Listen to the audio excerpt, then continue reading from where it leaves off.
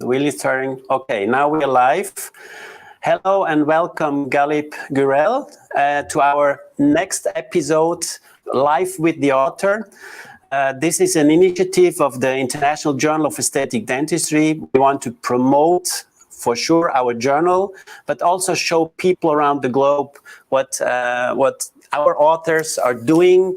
We want to share their knowledge, we want to share their information, and this is a special interview we started last week, talking about the next issue. The next issue of the journal will be dedicated entirely to treatment planning, and we are really happy to have a lot of great people on board, and I really like that also you said yes when I asked you to contribute to this special issue and show us your way. So there are many ways. In Italian, we say all roads lead to Rome, or many roads lead to Rome. So also in treatment planning, we have this. There are different concepts. At the end, it's about enhancing the smile of a patient, make our patients happy, and there are different ways. So welcome, Galip. And my first question, or my first short statement to introduce you, it's like pouring water in a sea or in a lake, introducing you to the dental community. But I remember when we first met, it was in the European Academy of Aesthetic Dentistry, and you had just published your first book on veneers. And I told you before, some people were a little bit jealous that why this Turkish guy made such a thick book on a hot topic. At that time, maybe veneers was something new, something special. And so bad voices were, how can he do such a thick book just with one or two clinical cases? But it was the didactic of the book that was fascinating, I think, not only to me, and still after 17, almost 20 years, this book is still one of the most sold books by Quintessence. It's amazing. So thank you very much to have you here. And let's dive directly into the discussion. So we were talking 17 years back. So when did you start creating new concepts that now led to what we will discuss, what you are presenting in your next article, Galip? Thanks for the intro, Alessandro. The thing is, in the book, I didn't have only two cases. We had so many cases. Well, we had this one master case in chapter 7, which was like an atlas showing all the new concepts that was new for those days, like using the mock-up as the APT, showing this to the patient before anything, leaving it on the tooth, prepping the tooth through this. So, I mean, I had to show it in one case step by step. But other than that, in all the other chapters, we talked about so many other disciplines. But nevertheless, I mean, some people may like it, some people may not like it, but I liked it very much. I like the feedback from people. So it was a big step. And I think as of today, I don't think there is any dentist who work in a high level without using this prep through the APT technique. In every article, I see this horizontal lines, pencil drawings, and that prep. Actually, the book was published in 2003, but that concept I developed probably like late 90s. And with the chance of writing this book, it was published and everybody was aware of it. So even before the book, that task was over for me, and I was looking for the next level. Actually, the heart of that book was we had to have a frame to see the final result before we start any case. And this is where the treatment planning starts.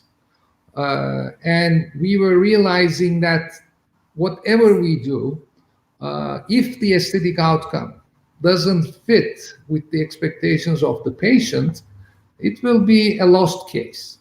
So I don't care how tough the implant is placed, how augmentations were made, how delicately you prep the veneers. Doesn't matter what the treatment type is, but at the end, the patient should like the aesthetics. Before my book, Pascal's book, they were published, really people were not doing this until the end parts of their treatments.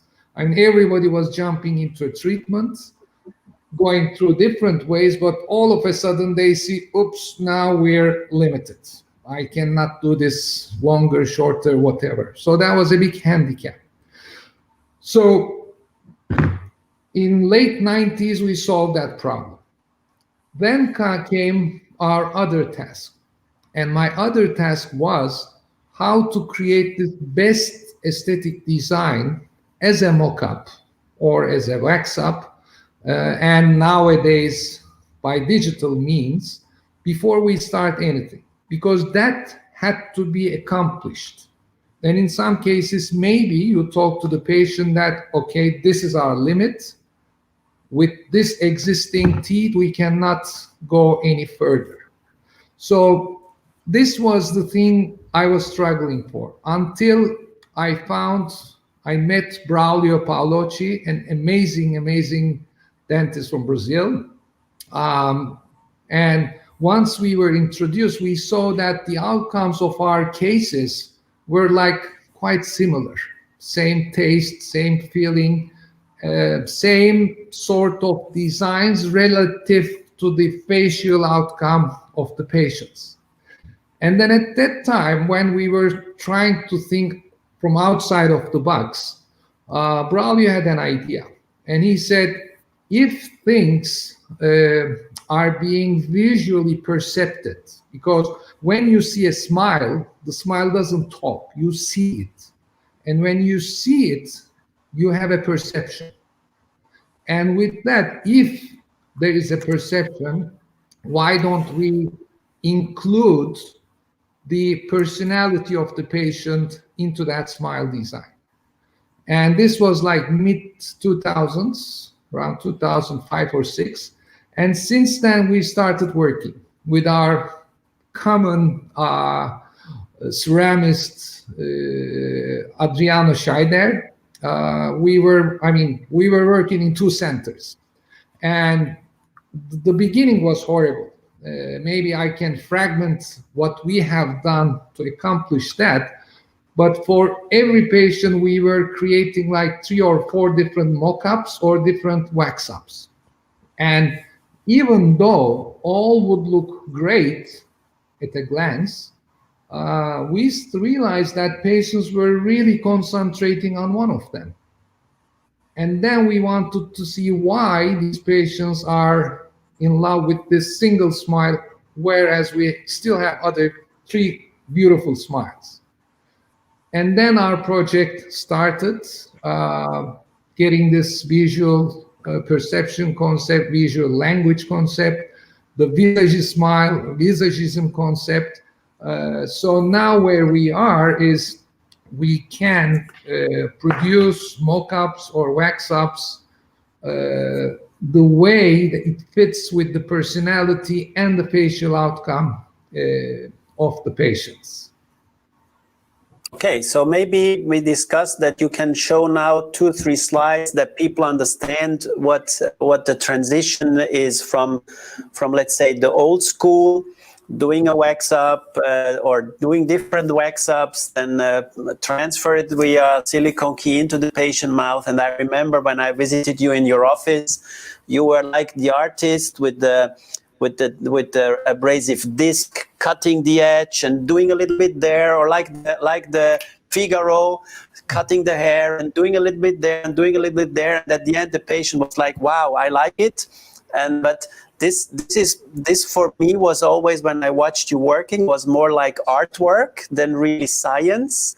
And I think in the article, the goal of the article was also to create a concept, to create something that is repeatable and not just the Galip Gurel style of cutting teeth or designing teeth. Am I right?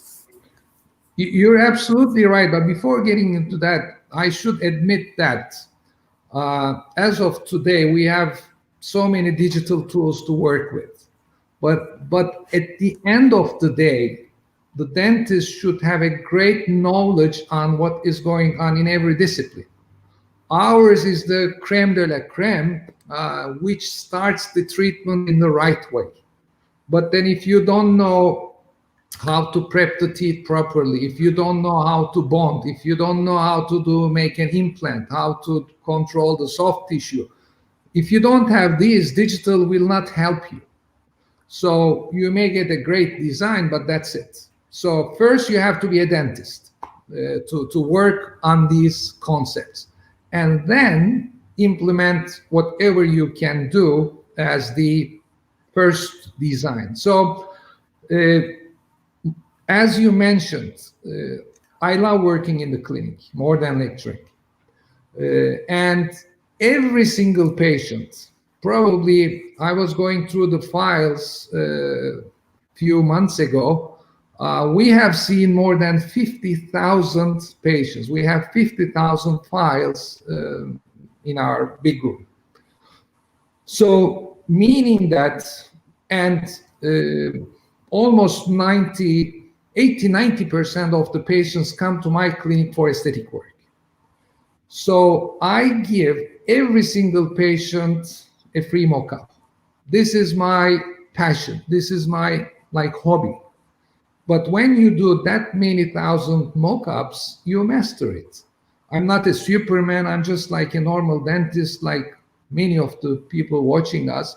But once you master it, then you can do it like people who come to our courses in Istanbul. They see I do it like in 5 minutes, 10 minutes max. It's very fast. So this would always be my preference if you say I work in the aesthetic field. Okay, this is one part.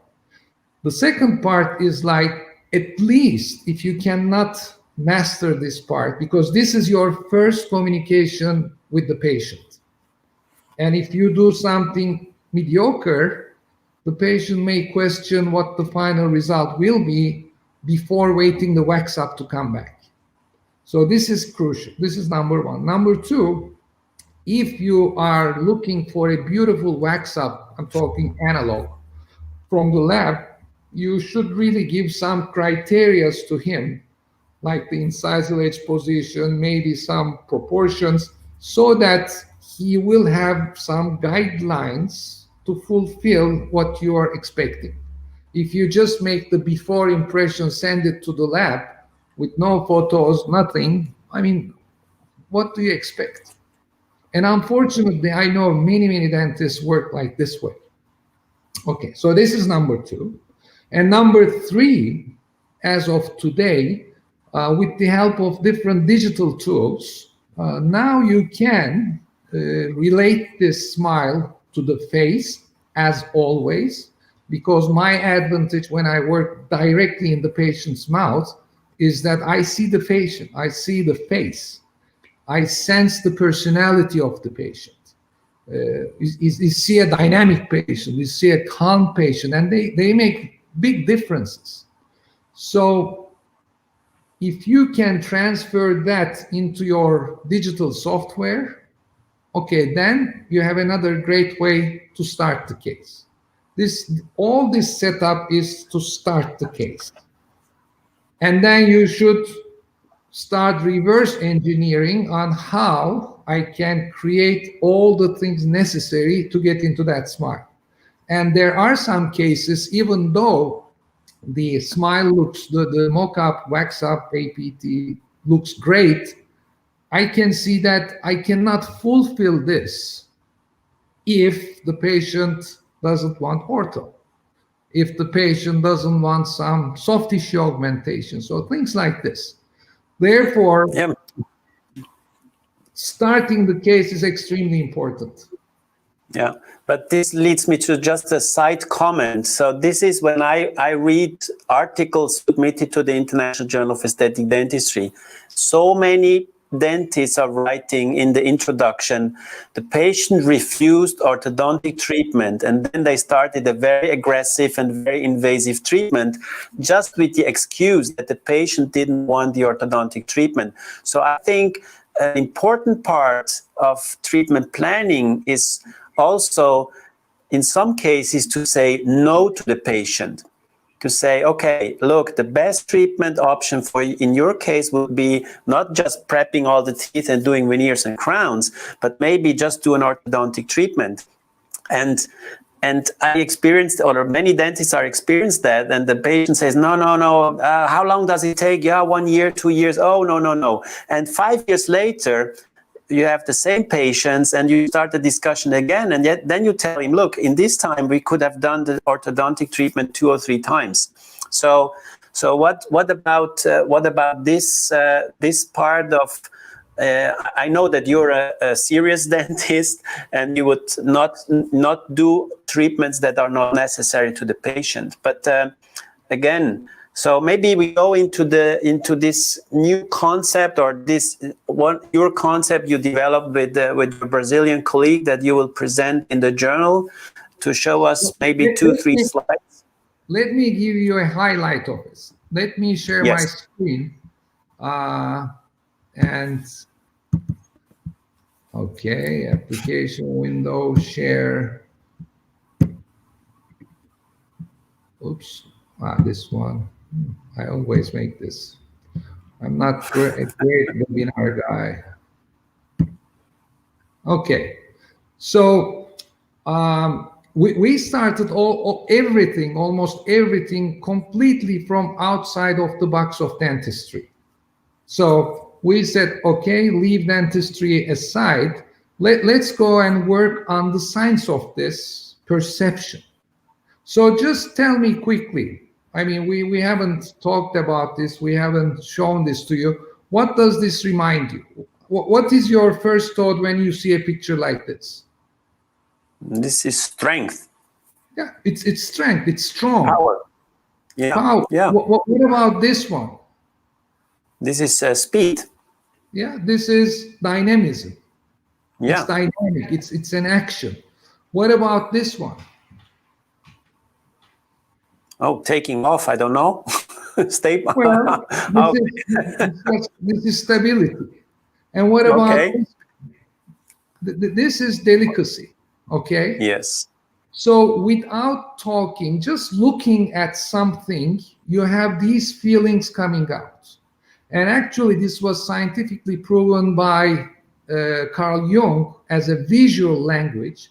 When he made a journey in his last years, the psychiatrist of the century, he walked around the countries all over the world and seeing people from different cultures, backgrounds, religions, different economical levels.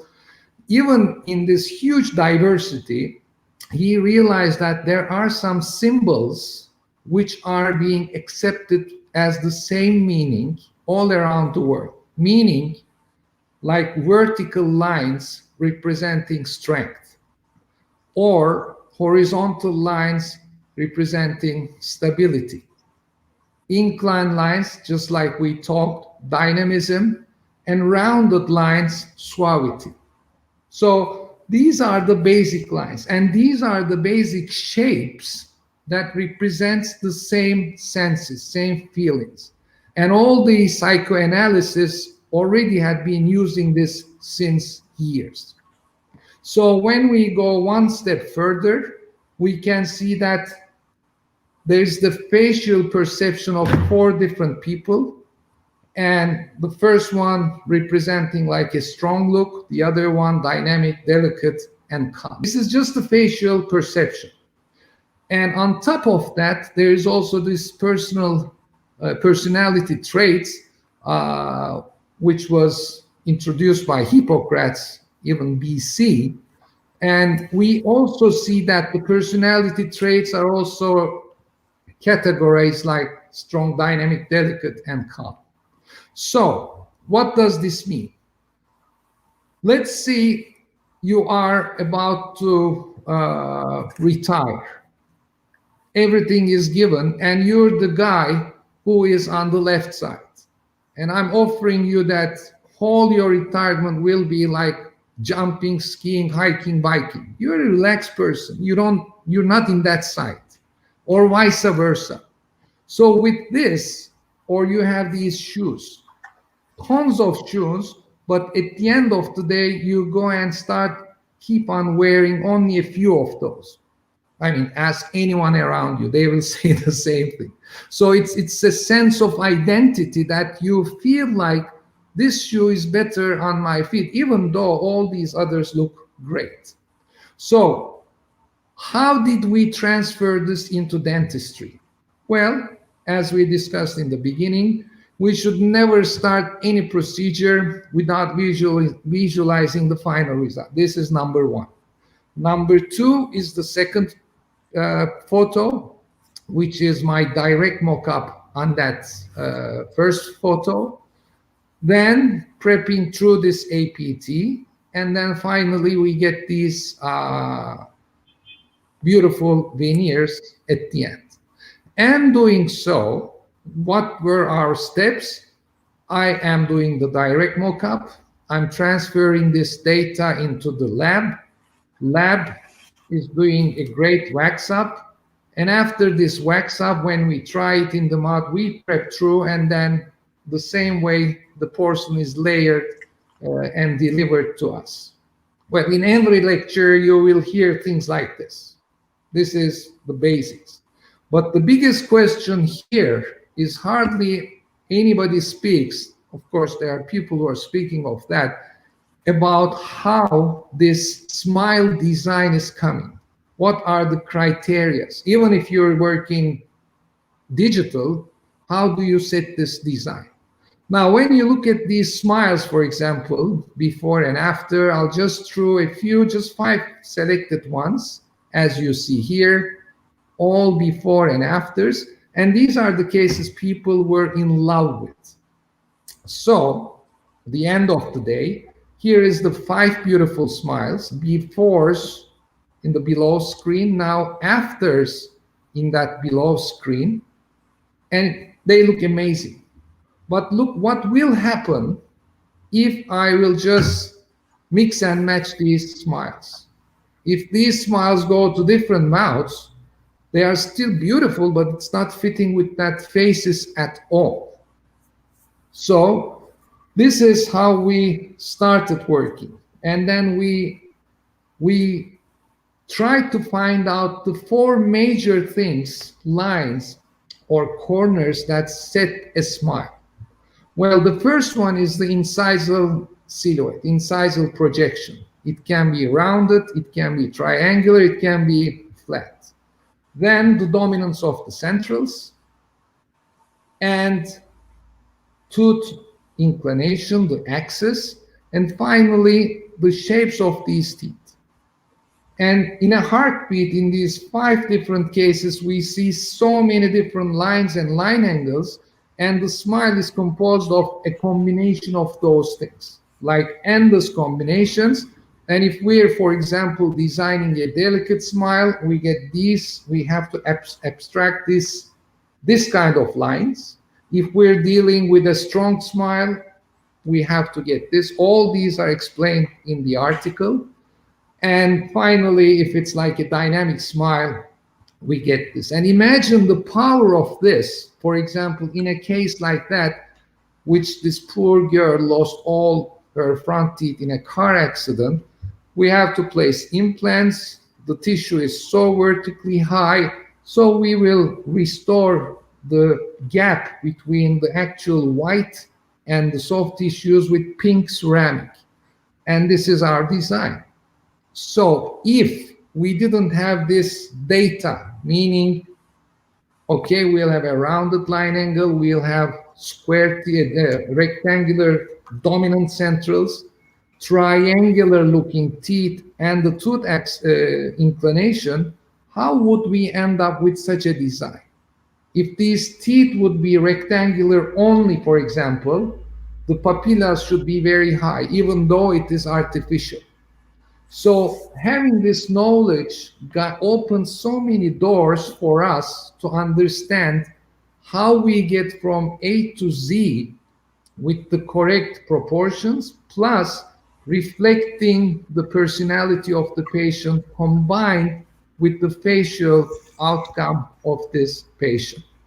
So basically, this is just a bit of this whole thing. As you said, there's a big case that we explained in the article. And I'm not talking about the software that delivers this automatically, the Rebel software. I'm not talking into the details. It's already in the article. But yes, you can do it digital. You can do it analog. You can do it direct as a mock-up, indirect like a wax-up. But you have to have this concept in your mind if you really want to present a personalized, like, I had this, as if I had these teeth since years kind of effect. This is our way to go. So you can choose anyway, anyways. No, so thank you very much. This was a really great summary, and I think our listener and readers will be really eager to see the whole article. So, but this leads me to another question. You were talking about digital and analog. So today there's a huge hype. So everybody's into digital dentistry. Although I explained also in other interviews already, not even 5% of dentists worldwide have a scanner in their office. So 95% or even more of the dentists are completely analog. So what is your vision? So we had last week Coachman, who's more the digital guy, but he was also talking a lot about mock-ups and wax-ups. So we had Pascal Magne, Francesca Vailati. So everybody. So the wax-up and mock-up thing seems something really common sense in all the top dentists, or let's say the so-called top dentists, or the most read or most wanted dentists. Everybody's talking about this wax-up and mock-up thing. And how do you see it? So will this be replaced, or do you think the new generation of dentists will try to move away from analog, or do you see still a place for this analog workflow also in the future? So for practical reasons today, if you look at the technology, it's still the best to do like a digital design, print a model, do a silicon key, and then transfer it into mouth, because everything that we print or mill is always over contoured and never shows the patient what the final result really is. And you mentioned what I think is very important. We want to show the patient something that looks very close, or as close as possible to what he will get. Only then he can decide. It's not have something in your mouth that pushes your lips and everything, and then as telling the people, look, just imagine how it would be if it's not that thick. So this doesn't make sense. It's like wearing a dress that is 3 sizes too big and just telling the guy, just imagine if this would fit, how you could look, you know? So how do you see this development from analog and digital? Well, inevitably, things will move towards digital within the very near future. I wouldn't say 100%, but with a big percentage. But still, you have to have this analog knowledge to have the control on your digital workflow. There are some many great softwares now, like SmileCloud is one of them, Rebel is one of them. These are the ones that I tested. And once you go realistic, the 3D print model they're making comes almost very realistic. But if it's just like a mediocre approach, yes, these problems you mentioned comes out. You see bulky teeth, the patient says. But the advantage of, both sides has advantages and disadvantages. For me, okay, I'm working with 2 great projects on digital, which you will hear very soon. But my clinical work is still on the analog side. I'm not after being very fast, repeatable. I want to create something like, in my eyes, like a masterpiece. I'm not saying I'm a master, I do master, but in my eyes, I should feel happy together with the patient, because in the past I was feeling so happy and the patient was saying, what is this? What is this crack? What is this line? What? So with a common thing in between, I like being creative in the patient's mouth. The advantage of, the difficult part of this is, like, you have to have a ceramist like Hilal, like Adriano, maybe Christian, when we used to work 15 years ago, that will understand my mock-up in 3D and reflect all these, call it feelings, emotions, lines, line angles, whatever, into his artistic ceramic work. And this is tough. This is not always easy. And the patient's like, wow, amazing for the mock-up, and seeing an average porcelain work, it doesn't work. On the other side, digital has this huge advantage, because if you can make a proper design, and when you 3D print it, it fits perfect in the patient's mouth, it's 100% guaranteed that the porcelain work coming out of this CAD/CAM design will be exactly the same, especially if you go monolithic. Okay, you lose some layering value of the whole project, but it's the same, it's repeatable. So if you want to be on the repeatable side, it's digital. If you want to stay on the artistic side, it's analog. So I think it's a combination of both worlds. I'm trying, or many of us are trying to combine the advantages of digital, of the repeatability of a machine doing it without thinking or without being influenced. But at the other side, we need the manual skills, we need the creativity. So the combination, I think, is very important, because our job is still something we have to do with our hands. So in the near future, I don't think that any robots will replace us. But let me ask you one question. So when I'm reading, or a lot of people are trying to explain what smile design is. So when I read what a smile is an expression.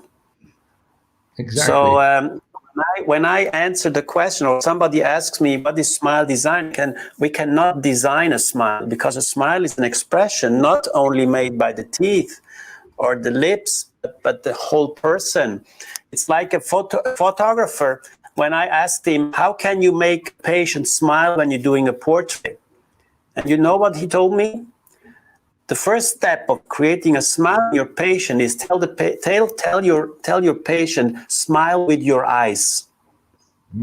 Smile with your eyes. And when you tell a patient, smile with your eyes, the muscles are moving and he forms his personal smile. So what is because I know that in the article you also go into what's around the mouth, around the teeth, because it's like the frame. Because a smile is not just the lips and the teeth; it's much more. So we know a lot of people that are. You look at them and they don't even look like a Hollywood star, but if they smile, you just the heart opens and their expression is something personal.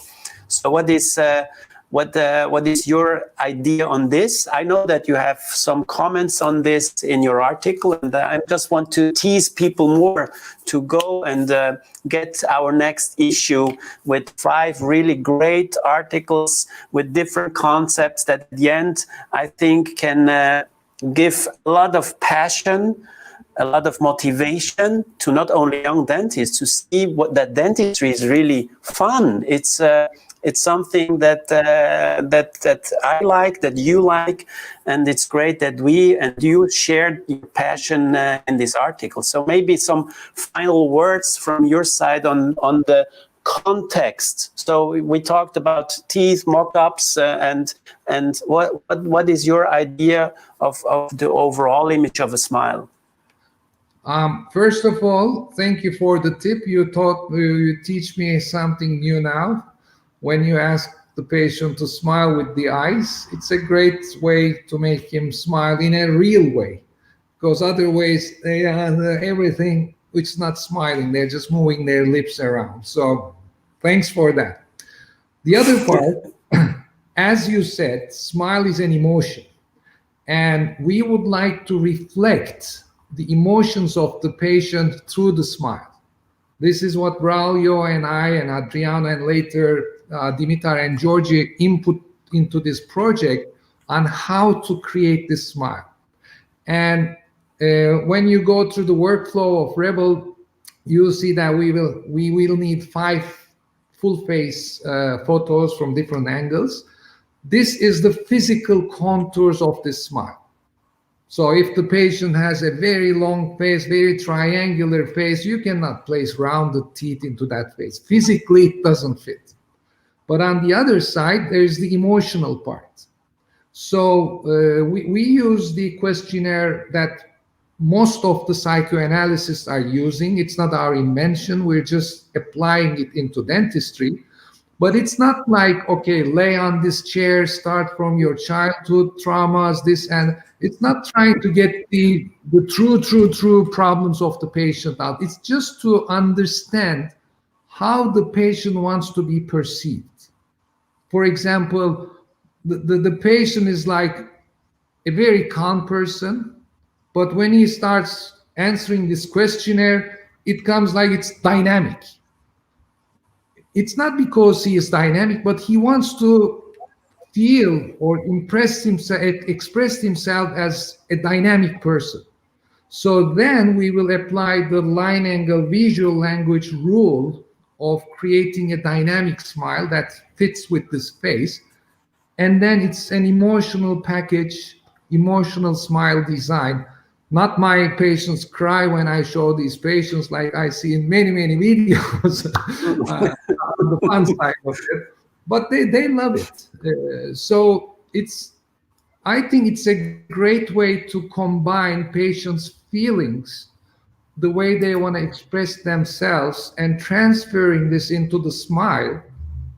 They feel like they had this smile since years, even though you make some drastic changes.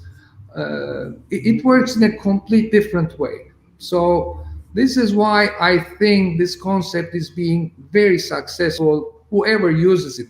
They don't need to use Rebel, this software, which is explained in the article. It does it automatically with artificial intelligence, all these deep things behind the software. However, if they understand the concept, like on that analog side, you always have a chance to create this in the patient's mouth with a direct mock-up, with an analog wax-up, and so on. Super cool. So I think you have done a great job to motivate people or to show people and to get them ready for our next issue that will be published beginning of next year. So in 2 months, we will have this interesting special issue on treatment planning ready to be printed and sent out and also available online. So we have our Facebook group and also our new Instagram account that is the first peer-reviewed Instagram account. So yes, because there are no peer-reviewed Instagram accounts. So on social media, you see a lot of information, a lot of pictures, and people are putting likes to things that you would never add a like. So I think it should be also a little bit more critical. We want to get the level we have reached in the International Journal of Aesthetic Dentistry also on our social media activity. So we need people like you. So I have also approached some of the Instagram or social media stars to be part of this project. And I'm looking forward to get more people motivated to read what people like you and others are publishing at a high level, and I know it takes a lot of time, a lot of effort to publish these articles. And thanks again for taking all the time, for taking all these pictures. And I know how much time it takes to do a documentation of clinical cases at this level. So thank you very much, Galip. And yes, maybe I leave the last words for you as my guest to finish this interview. Well, to tell you the truth, you don't need really any promotion. You're doing a great job from my heart. I know the efforts you put on the journals. It's been one of the most beautiful journals on the market in the past years that you've been the editor-in-chief. We're trying to help you like some of the board members.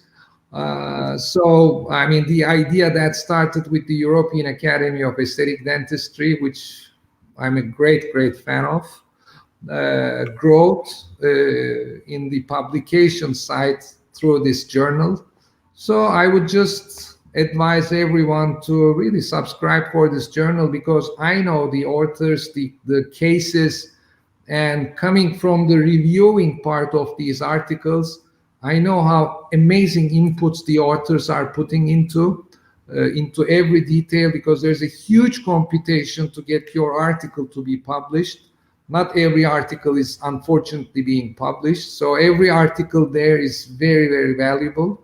So I urge people to subscribe, and thank you so much again for inviting me to this great program. So thank you, Galip, for this. I couldn't have said it better. Last words or final words of this interview.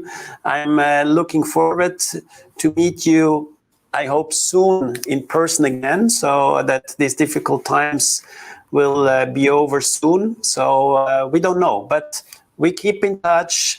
You and also through the journal and all these interviews and all the connections we have around the globe, I think we stay connected. And thank you very much for the time. Thanks to all who watched us, and thanks to all who will watch it later. I know that a lot of people will watch it later. And again, check out our website, check out the journal, and I hope to see many of you as new subscribers very soon. So bye-bye and take care. Bye-bye. Bye-bye.